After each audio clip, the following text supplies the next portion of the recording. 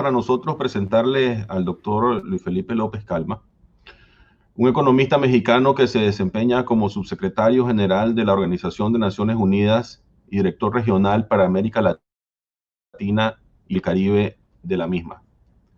Luis Felipe tiene una experiencia muy variada en academia, asesorando a gobiernos de la región y en posiciones de liderazgo, como la que ostenta en la actualidad y previamente en el Banco Mundial, donde ocupó varias posiciones importantes, siendo la última gerente de la Práctica Mundial de Pobreza y Equidad para Europa y Asia Central.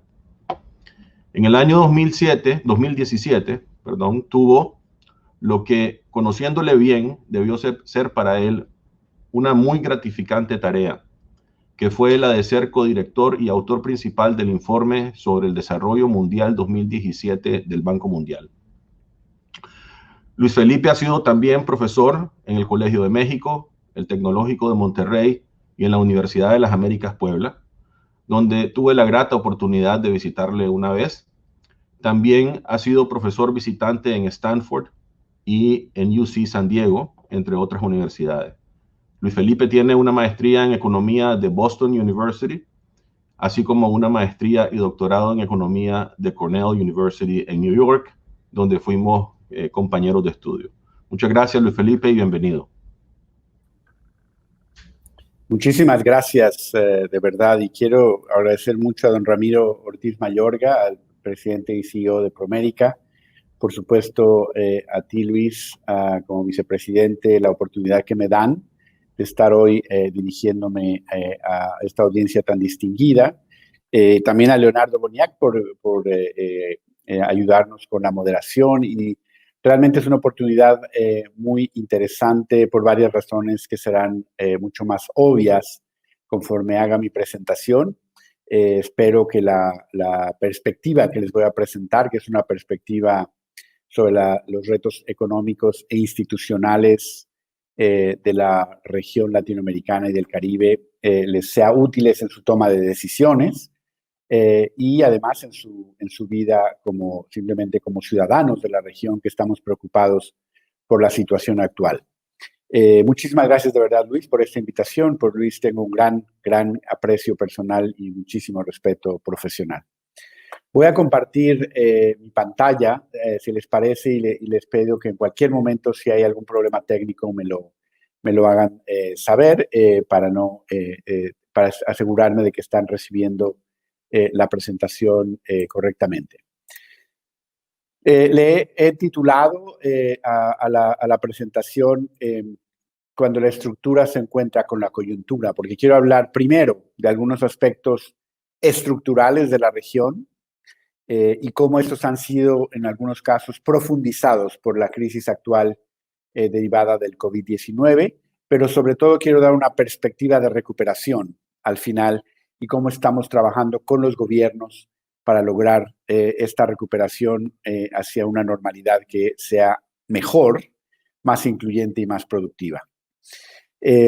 Como ustedes saben, en 2015, 193 países, miembros del Sistema de Naciones Unidas, firmaron un documento de una relevancia política muy grande, que es el documento que determina la Agenda 2030 y los Objetivos de Desarrollo Sostenible. Como lo he mencionado en muchas ocasiones, lo veo como uno de muchos esfuerzos de la sociedad global por movernos de equilibrios basados en ideologías a equilibrios basados en ideales. Lo que esto define son 17 objetivos que de algún modo determinan nuestra concepción del desarrollo y cómo todos los ciudadanos del mundo deben aspirar o deben tener eventualmente la posibilidad de ser parte de esta definición multidimensional del desarrollo. Pero para llegar ahí, este es un documento político, para llegar ahí se necesitan resolver problemas estructurales. En nuestra región en particular, inicio diciendo que nuestra región es fundamentalmente una región de países de ingreso medio, de renta media. Si bien hay 3 países que han logrado recientemente pasar de ese umbral y se han convertido en países de renta alta, que son Panamá, Chile y Uruguay. Pero somos una región de renta media o de ingreso medio, pero no hemos sido no hemos podido consolidar sociedades de clase media. En esta gráfica ven como la mayoría en esta línea verde, cerca del 40% en promedio en la región, son individuos y hogares vulnerables. ¿Qué significa esto? Que ya no son pobres, la pobreza ha caído, pero tampoco son clase media en el sentido de tener ciertos niveles de seguridad económica. Y lo estamos viviendo con la coyuntura actual. Toda esta población está en vulnerabilidad de caer en pobreza nuevamente y muchos de ellos desafortunadamente están cayendo en pobreza. La región logró mucho en las décadas pasadas. Les voy a poner, sin embargo, en perspectiva un indicador que es la mortalidad infantil para menores de 5 años y un ejemplo de un país que avanzó muchísimo en las décadas pasadas, sobre todo a raíz de incorporarse a la Unión Europea, que es Portugal, por ser un buen comparador. Portugal empieza con niveles muy altos de mortalidad infantil de menores de 5 años y vean la caída tan impresionante que ha tenido a través del tiempo. Este es un indicador muy fuerte de avance social. Si coloco el mismo indicador para nuestros países de Latinoamérica y el Caribe al día de hoy, al más reciente dato, podemos ver las brechas que existen con respecto a este país europeo. Por ejemplo, Haití estaría 40 años de atrás del avance logrado por Portugal. Un país como Honduras, en promedio, estaría 30 años detrás y así podemos ver las diferencias de distintos países en este indicador. Es decir, nuestra región ha logrado muchas cosas, pero todavía se encuentra rezagado en términos del avance social. Nosotros vemos una carretera de 3 carriles que no pueden vivir uno sin el otro para llegar a estos objetivos de desarrollo sostenible. Esta carretera de 3 carriles incluye productividad, inclusión y resiliencia. La contraparte de esto, que son los problemas que hemos vivido recientemente, es bajo crecimiento, alta desigualdad y alta vulnerabilidad. Esta autopista de 3 carriles, como le llamamos, solamente puede ser construida con gobernanza efectiva, con instituciones fuertes que puedan permitir pavimentar esa ruta de productividad, inclusión y resiliencia. Veamos un ejemplo. En términos de crecimiento, nuestra región, aún los países de mejor desempeño como Chile y Uruguay, se quedan muy por debajo de los comparadores mundiales en el caso de los países del este asiático. Y tenemos obviamente casos como el de mi propio país, México, que si bien crece, tiene un desempeño muy por debajo de su potencial. Veamos que Chile, por ejemplo, en 1990 tenía más o menos la mitad del PIB per cápita de México y hoy está muy por encima de México. Entonces, hay un problema de productividad. Segundo, nuestro crecimiento está muy asociado a los ciclos de los precios de las materias primas. Aquí lo vemos. Hay una correlación muy fuerte entre el patrón, los ciclos de crecimiento y los precios de las materias primas. Somos una región que requiere mucho mayor diversificación. Finalmente vemos aquí que a pesar de que hay una reducción, en este eje tienen la desigualdad en el 2015 y en este eje la tienen para 1990. El hecho de que estemos en esta zona como países latinoamericanos indica que ha habido una ligera reducción en la desigualdad del ingreso. Sin embargo, si quitamos Sudáfrica y Zambia, indiscutiblemente Latinoamérica es la región más desigual del mundo el día de hoy.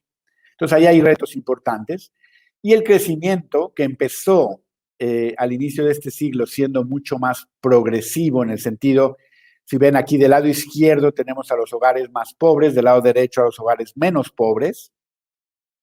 Vemos que a principios de siglo el crecimiento era más alto para aquellos en la parte más baja de la distribución, pero conforme pasa el tiempo ese crecimiento se va volviendo más menos progresivo hasta volverse casi una línea horizontal, lo que significa que esa progresividad se perdió. Hay razones detrás de esta progresividad y las podemos discutir, pero ciertamente esa reducción en la desigualdad de ingreso se detuvo hacia 2014-2015.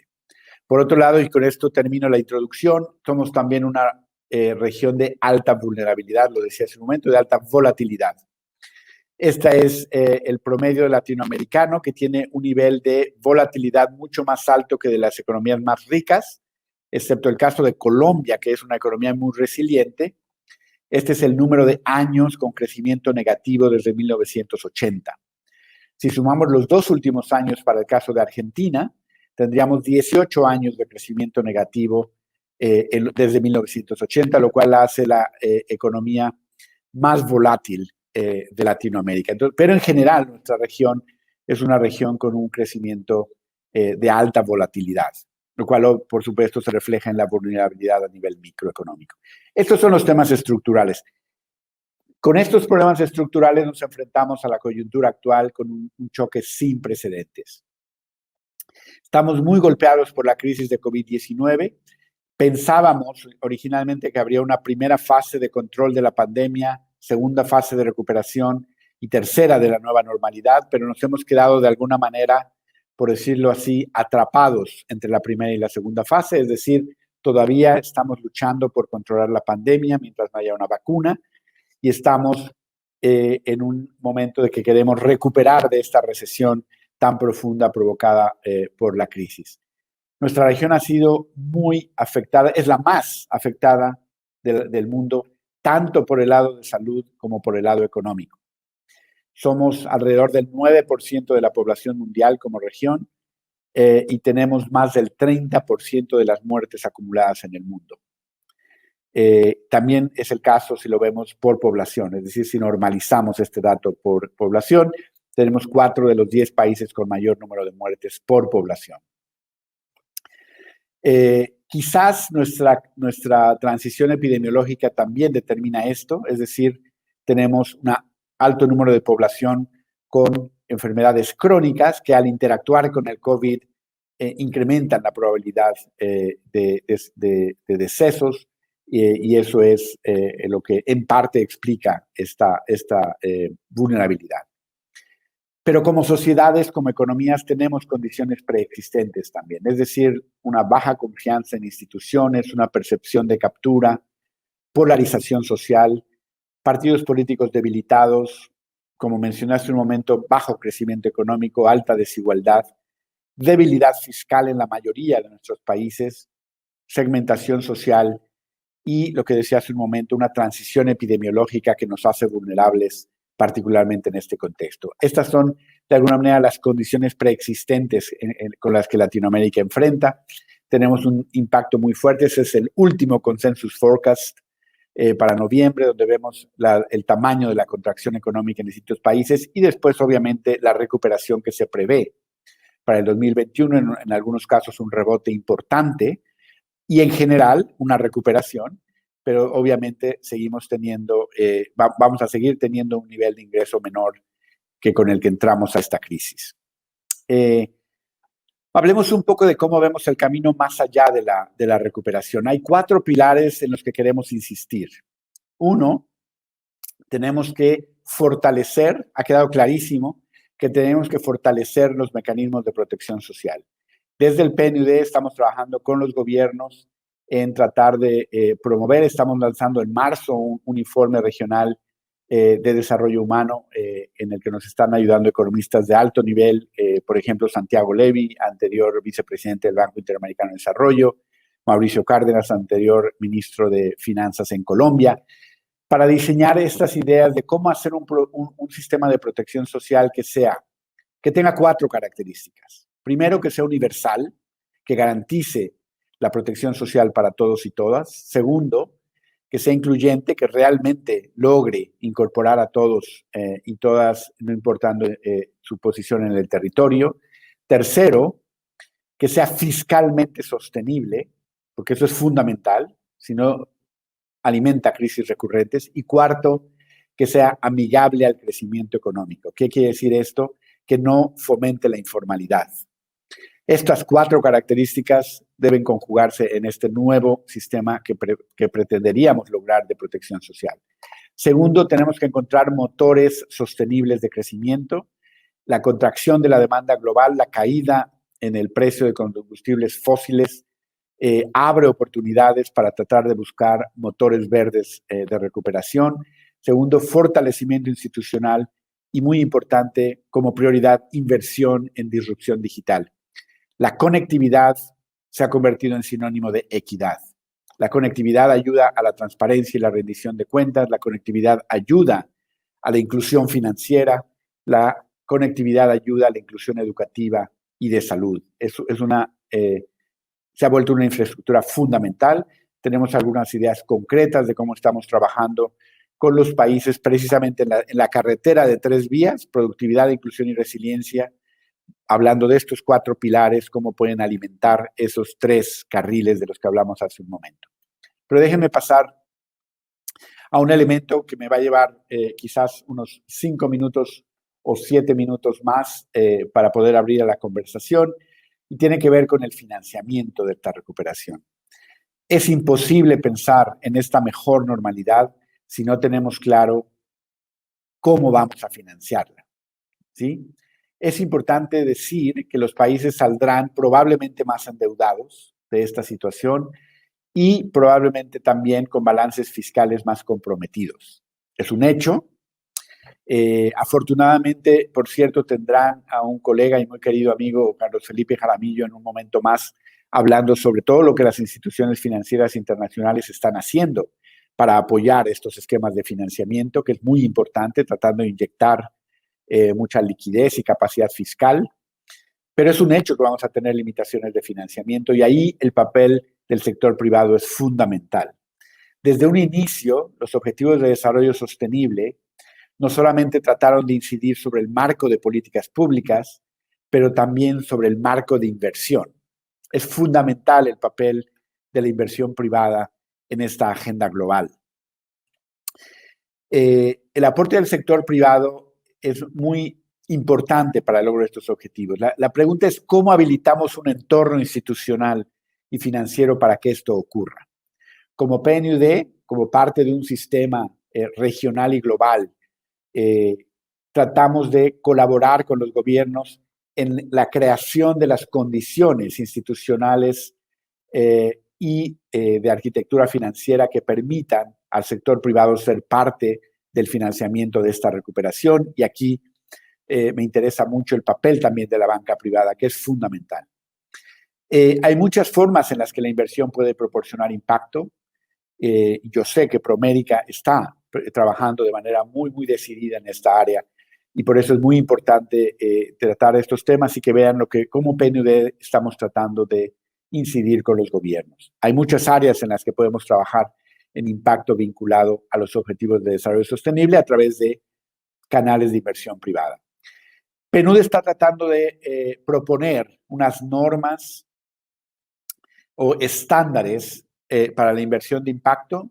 Número 1, a través de private equity funds y tratar de ayudar a establecer guías para que los fondos de private equity que quieran invertir en áreas de impacto tengan claridad de cómo maximizar el rendimiento, lo podríamos llamarle el social and environmental dividend, el dividendo social y ambiental, no solamente el económico en este sentido. Y recientemente publicamos como PNUD los estándares de impacto de SDGs para private equity funds.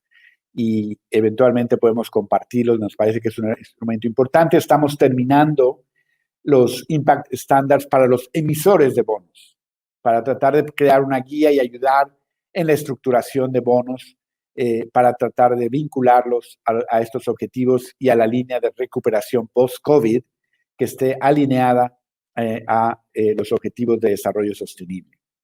Recientemente acompañamos al gobierno de México en la emisión de un bono de desarrollo sustentable. El primero, creemos que es el primer bono, estrictamente bono soberano, sin garantías. Es un bono emitido en el mercado de manera soberana como parte de los requerimientos de financiamiento del gobierno mexicano, en donde el gobierno levantó 750 millones de euros, pero estuvo más de 4 veces oversubscribed. Hubo una gran demanda por el bono. Es muy importante, obviamente, en el compromiso de México con los ODS, pero hubo un marco muy innovador con los bancos estructuradores sobre cómo alinearlo con los ODS.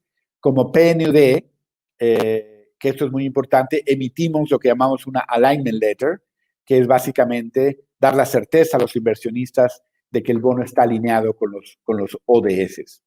También tenemos un ejemplo en Buenos Aires, en donde estamos en un sentido, es distinto, porque aquí no es un bono soberano, sino es un bono en donde acompañamos la verificación de impacto en donde el gobierno paga los retornos a los inversionistas privados una vez que los beneficios, en este caso para la empleabilidad de jóvenes en zonas vulnerables, cuando se manifiestan los impactos, el bono se recupera y se entregan los dividendos, y estamos como PNUD acompañando este bono en el caso de Buenos Aires. Solamente son 2 ejemplos de lo que estamos haciendo como PNUD. Termino con un tema que nos parece muy importante, y ahí es la parte que va no solo desde el punto de vista económica, de política pública y de inversionistas, sino un poco la parte más ciudadana, de cómo podemos fortalecer la ciudadanía post-COVID. Como PNUD tenemos una gran tradición en el área de gobernanza y queremos ver el COVID como un reto sistémico de gobernanza. El COVID ha afectado los sistemas de salud y seguridad social, ha afectado los sistemas de educación, ha afectado de manera muy fuerte los mercados laborales, la situación fiscal, como lo mencioné hace un momento, y la relación de confianza entre gobierno y ciudadanos. Por lo tanto, creemos que se requiere una medida sistémica, una respuesta sistémica que tenga esta lógica de gobernanza. Nosotros participamos de manera muy activa en esta arena, donde distintos actores acuerdan estas políticas. Los acuerdos entre actores se dan en la mesa de la negociación política. Eso tiene un impacto sobre el patrón de crecimiento, sobre el patrón de desigualdad, sobre el patrón de conflictividad. Esos patrones, si estos patrones, por ejemplo, concentran el ingreso o la riqueza, eso redistribuye poder en esa mesa de negociación. Esto lo sabemos y lo vemos todo el tiempo. Este proceso mismo de crecimiento y el perfil y el patrón de crecimiento redistribuye poder de facto en esta mesa de negociación. Esta mesa de negociación, los acuerdos no solamente incluyen políticas, también incluyen cambios en las reglas del juego. Y yo sé, porque lo hablé con Carlos Felipe Jaramillo, que presentará más tarde, que él va a estar hablando mucho de estos temas regulatorios, cómo cambiar también las reglas que favorezcan esta recuperación hacia una mejor normalidad. Y esto redistribuye poder de jure. Nosotros creemos que hay que incidir sobre estos 2 elementos, el ciclo de resultados de política y el ciclo de cambio de las reglas, para poder construir esa mejor normalidad. Y ahí se dan las asimetrías de quién tiene más influencia, quién tiene menos influencia, y es donde se requiere también traer a nuevos actores. Nosotros creemos entonces que son estas 3 áreas donde podemos pensar en una normalidad mejor. ¿Cómo cambiamos políticas específicas que favorezcan la mejor normalidad? ¿Cómo cambiamos reglas para favorecer la inversión privada, para dar más certidumbre, para mejorar los derechos de propiedad, para mejorar los derechos sociales, pero también qué actores tienen que participar en ese proceso y crear espacios para generar nuevas coaliciones entre actores? Lo vemos como una oportunidad solamente si hay esa decisión. Es decir, el COVID no es una oportunidad de manera espontánea, es un choque sin precedentes, pero si hay una acción proactiva de los actores sociales y políticos, podemos tener este espacio de cambio en algunas políticas, en algunas reglas del juego y en la configuración de actores hacia una mejor normalidad. Y como PNUD estamos creando esos espacios e invitando a distintos actores a que entren en esa lógica con algunos principios básicos que tienen que ver con, como les decía hace un momento, política fiscal sostenible e incluyente, acceso a justicia, ciudadanía como parte activa en la construcción de acuerdos. Todos estos 8 principios de lo que llamamos una mejor gobernanza post-COVID, y como PNUD estamos trabajando en los distintos ámbitos para lograr esto. Como PNUD nos vemos siempre como una institución que entrega soluciones globales con contenido, soluciones locales con contenido global. No hay ninguna institución en el mundo que tenga la presencia universal que tiene el PNUD, y nuestro trabajo es tratar de procesar toda esa experiencia, todo ese conocimiento y entregarlo con soluciones locales a problemas muy concretos. Esa es la tarea en la que estamos. Agradezco muchísimo una vez más la invitación de Promédica. Es un privilegio para mí dirigirme a esta audiencia y estoy listo para iniciar una conversación con base en esta presentación. Muchísimas gracias de nuevo. A continuación daremos paso a una ronda de preguntas moderadas por Leonardo Buniac, economista y clasificador de riesgo de bancos. Bienvenido, Leonardo. Muy buenos días. Bueno, en primer lugar, agradecer a la Junta Directiva del Grupo Financiero Promérica por esta gentil invitación, especialmente a don Ramiro Ortiz, CEO del grupo, que me diera la oportunidad de moderar este ciclo de conferencia que hemos llamado ¿Cómo enfrentar el futuro con fortaleza? Tengo que ser sincero porque le confieso que me da un poco de envidia con mis colegas porque me gustaría también estar con ellos participando en el desarrollo de este debate, ¿no? Pero me toca el ingrato papel de estar moderando y decir los tiempos que tienen para sus presentaciones. Básicamente, Luis, te quiero hacer varios comentarios. Aquí estoy haciendo un esfuerzo extraordinario por consolidar muchos planteamientos que me están llegando, pero te pongo un poquito en contexto para luego quizás hacerte dos preguntas bastante agregadas. En primer lugar, siempre es un gusto saludarte, escucharte, muy enriquecedor siempre aprender de ti. Y como bien lo he descrito, más allá de la crisis de carácter estructural que caracteriza a América Latina y básicamente las vulnerabilidades de entorno, las volatilidades de los commodities y cómo impacta el frente externo de nuestra economía, se ha producido una crisis de carácter coyuntural que nadie esperaba, que se inició, por cierto, en mi cumpleaños del año 2019 y como consecuencia de los procesos de confinamiento, cuarentena, aislamiento social, con el objetivo básicamente de aplanar la curva de contagio y que las infecciones no superaran los sistemas de salud pública, bueno, se planteó en todas partes del planeta definitivamente el dilema de la doble curva, la curva económica versus la curva sanitaria. ¿A quién salvamos? ¿Salvamos a la población o salvamos a la economía? Bueno, básicamente los gobiernos del mundo decidieron hacer una suerte de confinamiento que supuso indudablemente, como ya tú lo has descrito, niveles de contracción muy importantes en la actividad económica global, regional y local de nuestros países, en todas las latitudes del planeta. De hecho, si revisamos números que ya tú has comentado muchos de ellos, no hay precedentes históricos ni en el 2009, ni en la crisis de la Gran Depresión posiblemente, ni siquiera en los inicios de la Primera Guerra Mundial en el año 1914. Así que muchos gobiernos del mundo y bancos centrales tomaron la decisión de adoptar políticas anticíclicas, implementando programas de estímulos fiscales, programas de estímulos monetarios para que la banca pudiera financiar de alguna manera los procesos de requerimiento de recursos de los depositantes y poder atenuar los impactos de la recesión. Pero definitivamente tú sabes muy bien que estos recursos difieren en distintas latitudes. No es igual hablar del hemisferio norte que del hemisferio sur.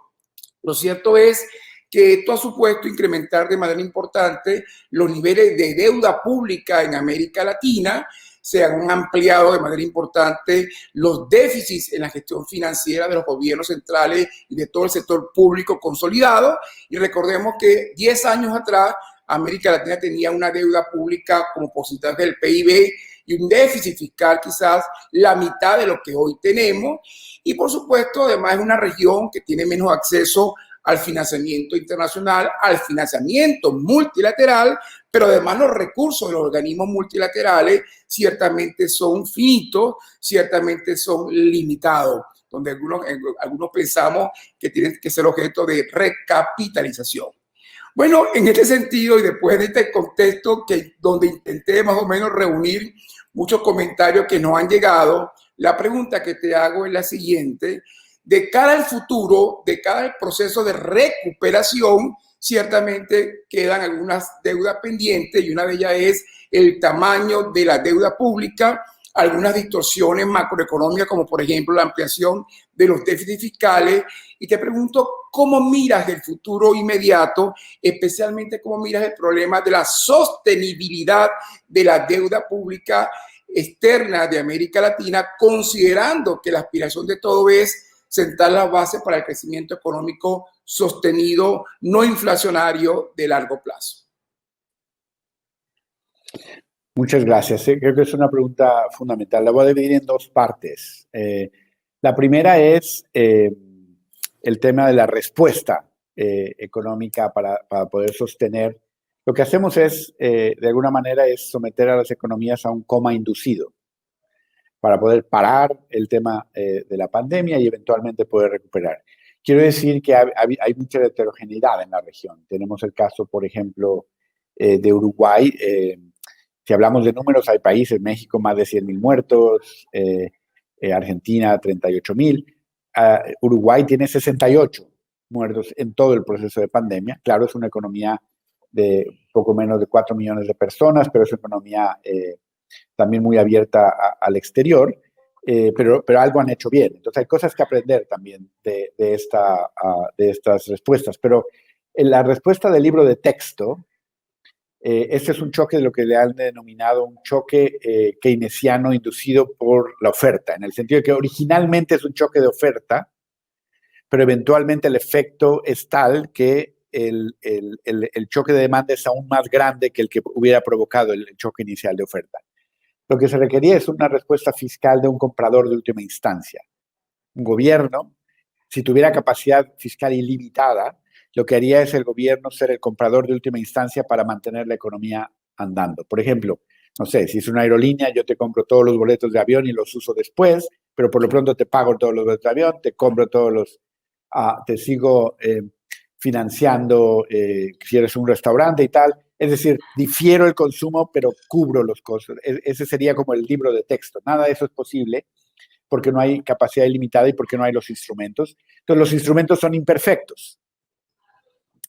Entonces, se usan instrumentos imperfectos a través de inducir la demanda y también tratar de inyectar liquidez por el lado de la oferta.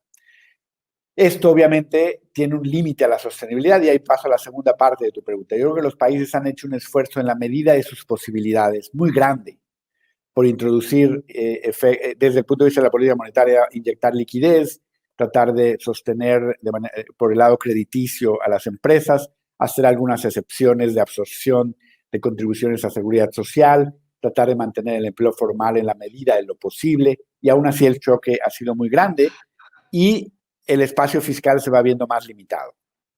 Afortunadamente, me parece, las instituciones financieras internacionales han estado muy proactivas tratando de apoyar a los gobiernos, inyectando esa liquidez necesaria. Lo ha hecho ciertamente el Banco Mundial, ciertamente el BID, la CAF, el Banco Centroamericano de Integración, y el Fondo Monetario tiene mucho espacio para inyectar, y yo creo que ahí va a jugar un papel, lo está jugando ya, pero puede jugar un papel mucho más importante el Fondo Monetario.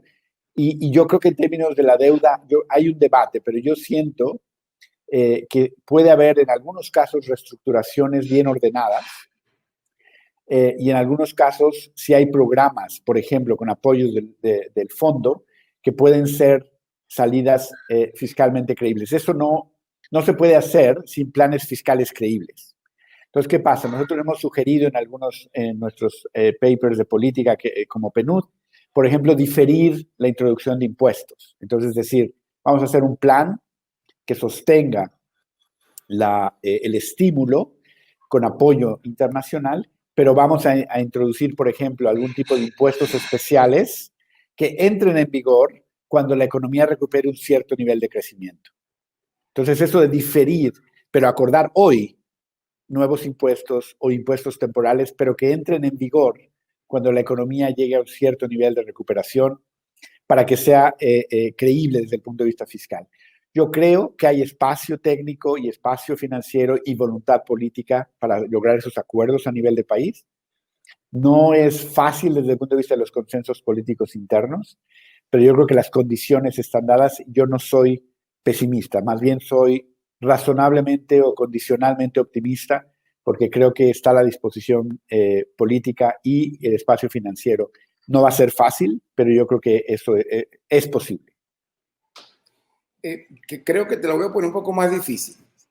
Fíjate, de alguna manera confinar la economía, como se ha hecho sobre todo entre marzo y junio, julio del año 2020, significa el cierre de las economías. Las empresas no producen, no venden, no están cobrando, no están honrando obligaciones contractuales con proveedores, en muchos casos honrando obligaciones contractuales con la banca. Ya veremos más tarde en la mesa de análisis posiblemente los análisis para la banca latinoamericana y algunos impactos en el riesgo latente del portafolio de crédito.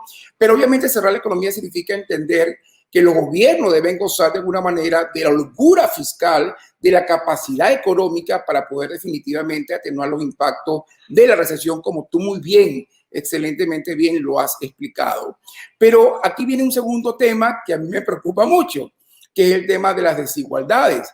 No es igual el programa de estímulos fiscales que hemos visto en Europa con el Banco Central Europeo, con el Fondo de Estabilización Macroeconómica, con la Reserva Federal de los Estados Unidos, el gigantesco programa de estímulos fiscales del gobierno norteamericano, que es lo que hemos visto en algunos lugares de la región. Y ahí voy entonces con un tema que es realmente bien importante, y aquí tengo como 7 preguntas más o menos que intento resumir, pero que más o menos hablan básicamente del tratamiento, del manejo de la pobreza, pero con un tema que tú has tratado, que es la desigualdad. Definitivamente, Luis, lo grave en la vida no es ser pobre, lo grave en la vida es empobrecerse, y la verdad que para mí la pobreza es definitivamente indignante. Pero más indignante que la pobreza definitivamente son las desigualdades. Pero más allá de las desigualdades económicas y sociales, lo que aún es más indignante definitivamente son las desigualdades territoriales. Porque la pregunta que uno se hace es, ¿por qué uno tiene que estar condenado por haber nacido en un país como Somalia, como la República Democrática del Congo, que de democrática no tiene absolutamente nada, o por ejemplo, haber nacido en Haití? ¿Qué piensas al respecto? Porque un tema es la pobreza y otro tema son las desigualdades económicas y sociales, pero más allá de eso, las desigualdades territoriales. Y una pregunta adicional que no quiero que se me escape porque estamos terminando es, ¿cómo ves a los países ricos? ¿Cómo ves a China condonando deuda cuando China es responsable de casi el 50% del incremento de la deuda de los países subdesarrollados, de los países del tercer mundo? Bueno, son muchas preguntas. Voy a tratar de responder la mayoría de ellas al menos. Una es el tema del financiamiento. Yo sí creo, y ahí hay un tema importante, los estímulos fiscales en Europa son también sin precedentes. Lo que ha hecho la Fed en Estados Unidos es sin precedentes en términos de estímulo y de inyección de liquidez. Ha habido casos en Latinoamérica, por ejemplo, en donde se ha hecho apoyos, garantías para créditos para mantener a las empresas y mantener el empleo formal, que a pesar de que han sido muy proactivas y en algunos casos muy generosas las garantías, ha habido poco take-up y entonces yo ahí creo que hay un elemento que tenemos que tomar en cuenta, que es la incertidumbre. Aún si hay créditos con garantías para sostener liquidez y mantener el empleo formal, las empresas no se quieren endeudar porque hay mucha incertidumbre. Y yo creo que lo que va a ser clave ahí, y está ya empezando a tener un efecto, es el hecho de la vacuna. Yo creo que la vacuna es central para estabilizar, no solamente en el ámbito de la salud, sino en el ámbito de la certidumbre. Yo escribí un artículo que le llamaba El futuro ya no es lo que solía ser, en el sentido de que nosotros antes no sabíamos, es muy difícil predecir el futuro, pero podíamos predecir lo que las predicciones decían respecto al futuro. Y de repente esa varianza se amplió. Era realmente la incertidumbre, era como un segundo orden de incertidumbre, en donde era muy difícil predecir qué dirían las predicciones, ¿sí? Yo creo que en el momento que hay una vacuna, esa incertidumbre se reduce y eso también facilita los planes, porque entonces todos los actores económicos pueden empezar a tomar ciertas decisiones que antes era muy difícil por ese esquema ampliado de incertidumbre. Entonces yo creo que ese es un elemento central. La vacuna es central no solamente por el ámbito de la salud, sino porque va a reducir la incertidumbre y los actores económicos van a poder empezar a actuar de una manera distinta. Esto no implica que no tenemos un gran reto para los países de renta media.